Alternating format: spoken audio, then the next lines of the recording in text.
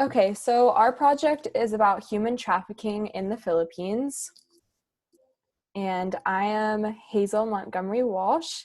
So our first aspect of our presentation, we'd like to just have all of you draw a 3x3 bingo card on the back of your piece of paper that you're already taking notes on for this presentation. So you'll have your free spot in the middle, and what we're asking you to do is just throughout the presentation, you're going to fill in your own vulnerabilities that you come up with that we've learned from class. So you'll be able to listen to the case study that we present, as well as just any other vulnerabilities you hear throughout the presentation, and just fill those in on your bingo card as you go. Okay, so first we have characteristics of human trafficking. So in the Philippines, this is a source, transit, and destination country, which makes it extremely an extreme hotspot for human trafficking. So the types of exploitation that we see are commercial sex, domestic work, forced labor, especially in hospitality and agriculture. And then also we have a lot of migrant workers, which is an additional vulnerability to being human trafficked. And then why is this occurring? There are many aspects that are contributing to that, and that is poverty, globalization, the foreign military presence, bride orders, demand for labor, pornography, and access to pornography and things like that on the internet. So the TIP report states the efforts, failures, and recommendations given to combat human trafficking. So the efforts, it states that the Filipino government has prosecuted more traffickers than the last reporting period, and more people have been charged with child soldiering. So there's been better efforts in actually prosecuting these people.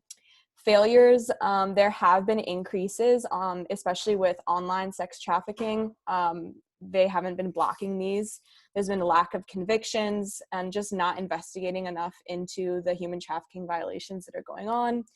And then recommendations, there's definitely room for improvement, better government integration services, trauma care, job training, in-country development and employment for these people who are vulnerable. And the list goes on, but those are some of the most important recommendations. So overall, it is considered tier 1, and this actually went up from previous years. It was previously tier 2. This is because the government has continued to demonstrate serious and sustained efforts during the reporting period. And even with the impact of COVID-19, it still seems that it's trying to kind of tackle these issues. So it meets those minimum requirements. In the Philippines, the most prevalent form that we see is sex trafficking, and this is especially true for children. So sex trafficking, commercial sex, it's also because the Philippines is a huge tourist site, so it's kind of a hot spot for human trafficking. There's also domestic kidnapping, forced labor, and the internet, but the most prevalent form is sex trafficking. How prevalent is it? Research shows that 60,000 to 100,000 children are victims, and there were over 45,000 cases online in just 2017. And why is it so prevalent? We have this culture of sexualization of children and females in society, with a combination of low social status, extreme poverty, this access to online marketplaces, and again, because this is such a hot spot for travel and tourism, it's a spot for human trafficking to occur. Okay, hi, I'm Emily G, and I'm going to go over the contributing factors that contribute to human trafficking in the Philippines. So I'm going to focus on the main 3 factors that we have found, and they have different geographical, political, and cultural connotations. So the first one is a geographical contributing factor, which is natural disasters. The Philippines, being an island nation, is susceptible to lots of hurricanes, tsunamis, and especially typhoons. They found that there is an average of 20 typhoons a year in the Philippines. And the problem with that is not only the disaster that they cause, but so many in the Philippines are in poverty, especially because they're so dependent on the land for their work. For example, there'll be agricultural farmers, and when the land is destroyed, and their property is as well, from the typhoons, that they're thrown further into poverty. Typhoon Haiyan in 2013 was one of the biggest typhoons and natural disasters in Philippines history, and from 2013 on, we see a lot of people being sold into trafficking, especially young girls into sex trafficking, because their families were put in poverty from the typhoon. There was a large number of girls who were displaced and killed, so they don't know where they have been, and they also are still feeling the effects today. We see one example with Kiana, who is a young girl from the Philippines at the age of 11. The Typhoon Haiyan hit her family, and her mother sold her into sex trafficking for money because the family was so much in debt because of their lack of agricultural productions from the typhoon. She was bounced around from different clubs and bars and places in the Philippines to different traffickers until at 17, she was finally able to tell her story. So the next contributing factor that I'm going to talk about is tourism. Like we mentioned before, there is a large history of tourism run by foreigners. So all of the tourism through the Philippines is usually run by outside companies encouraging people to come there. There are a lot of low-paying jobs in the tourism industry, especially for women. This consists of things in like the hospitality industry, where there are maids in hotels, in clubs, things like that.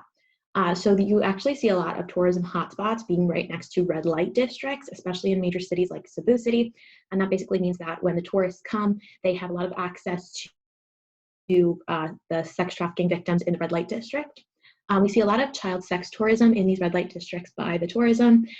There's usually preferential and situational things like that. So that means that preferential is when someone comes specifically seeking sex trafficking with victims, and situational is when you are just in the area and then you happen to stumble upon these trafficking victims and you partake in the activity. If we could just, yep, perfect. And then it was also found that in 2005, male foreign tourists comprised 61% of all visitors. So it is known that these tourism hotspots are by red light districts, and that makes most of the foreign tourists coming to the Philippines male.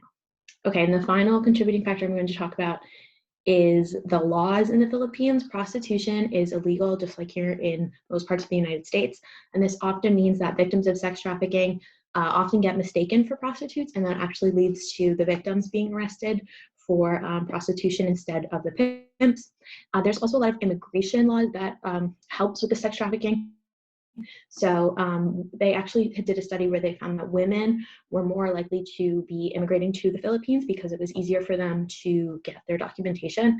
And it also meant that once the women got there, there's a lack of opportunity because of the cultural and political stigmas in the Philippines that allow for women to have lower paying jobs. And we also found that through the laws, there's been a corruption of police and law enforcement. They usually collude with club owners and pimps, and we also find that they involved in bribes and things like that. And finally, internet trafficking, like in the United States, has been a really big problem. They don't have enough laws to combat everything, especially with all the new sites that are coming up. So they, all of these areas have cultural and political laws that are just not ready to meet the sex trafficking that's happening in the Philippines.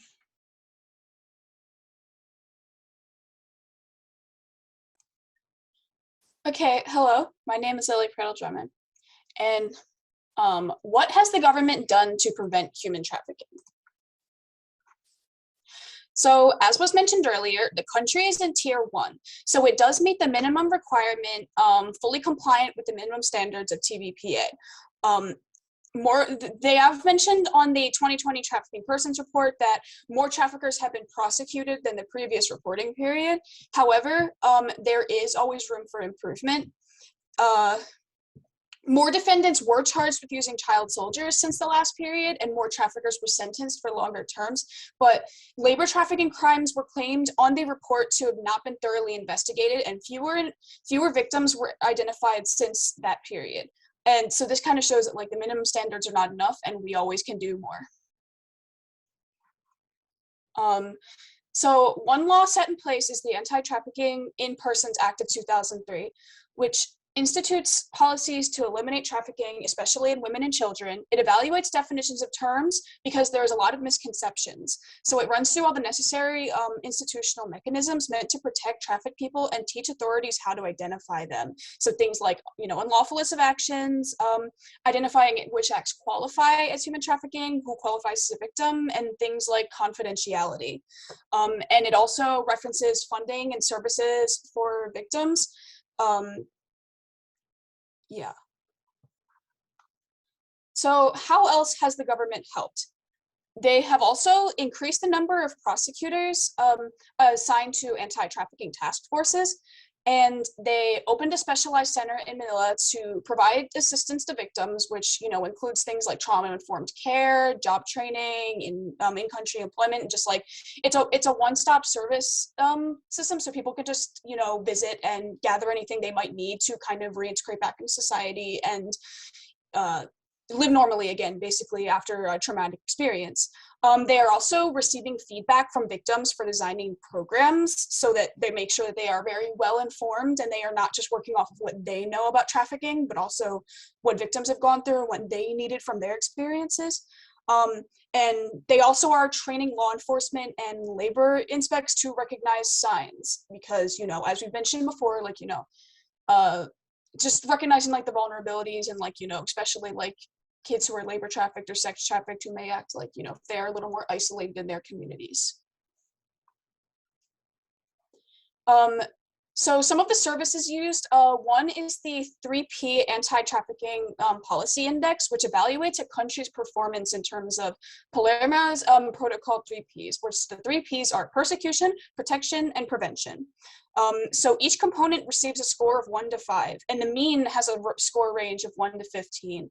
And Philippines has a relatively good standing, especially over the past, this graphic shows over the past 13 years, and I can only imagine it has only gotten better since then because it went from 8 to 13, meaning that they have gotten a lot better with, prosecuting the offenders and protecting the victims and preventing anything from happening in the future. So some other programs for victims specifically, there is the National Reintegration Center for Overseas Filipino Workers, which is basically, it is created in the Department of Labor and Employment for returning Filipino migrant workers, and it provides a mechanism for the reintegration into Philippine society. It provides promotion housing for local employments and taps skills for national development. And another one is Destiny Rescue, which actually is kind of an international thing, but is pretty prevalent in the Philippines, where basically they rescue exploited children and helps rehabilitate them back into their community. And there's also a even more accessible one, which is the IACAT 1343 hotline. It is a 24/7 hotline that responds to emergency and crisis calls from victims of human trafficking. Hi, I'm Haley Lynch. So some recommendations we have for combating human trafficking in the Philippines include increasing programs that provide specialized care. So this is for all the victims, but specifically children. One way the government is able to do this is by increasing the funds that are provided to help create such programs. In 2021, the government gave 22.9 million pesos towards programs to help reintegrate trafficked victims, but this was almost 2 million pesos less than what was given in the previous years. So this decrease in funds made it more challenging to create programs. So it'd be more beneficial if we increase the funds and establish more programs. Another recommendation is improving existing levels of information sharing and communications among law enforcement and non-government organizations. By improving this, we will establish relationships among these organizations, and law enforcement agencies will be able to see what these smaller organizations are doing to provide for these trafficked victims, and it's a little more personal.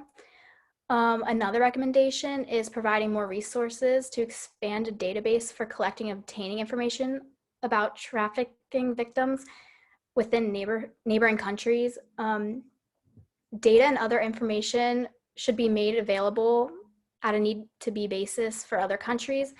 The Philippines and Malaysia have already signed an agreement on exchanging information, which will help improve the data sharing of victims within their country. If the Philippines and other neighboring countries were able to or will participate in this agreement, it will make a significant reduction in trafficked victims.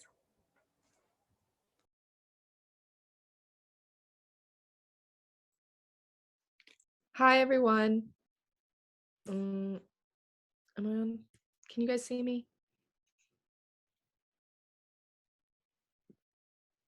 Okay.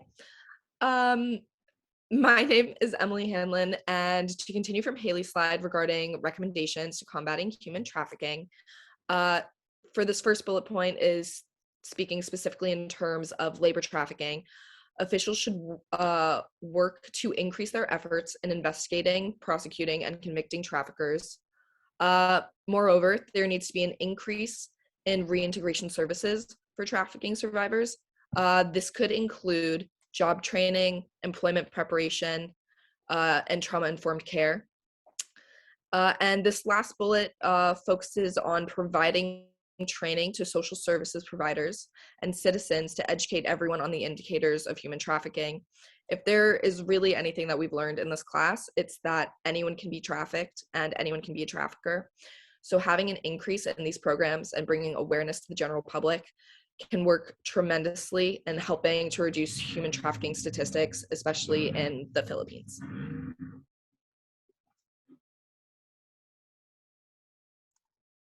So here's the case study that we will be observing today. Benilda was 12 when her neighbor, Juarez, offered to provide her with an education and a job to pay sibling school fees if she moved with him to Manila. Benilda's parents trusted Juarez, so they allowed her to go with him. At first, when she arrived in Manila, nothing seemed wrong. Benilda enjoyed a comfortable life and went to a good school. That all changed when, after a few months, Juarez took a nude photo of Benilda and then forced her to pose naked in front of a webcam. Juarez began sexually abusing Benilda on camera, live streaming it to the internet for money. From there, Juarez exploited Benilda in another form of sex trafficking by forcing her to engage in commercial sex acts at local hotels. Law enforcement officers eventually identified Benilda, and social workers assisted her in getting the help she needed.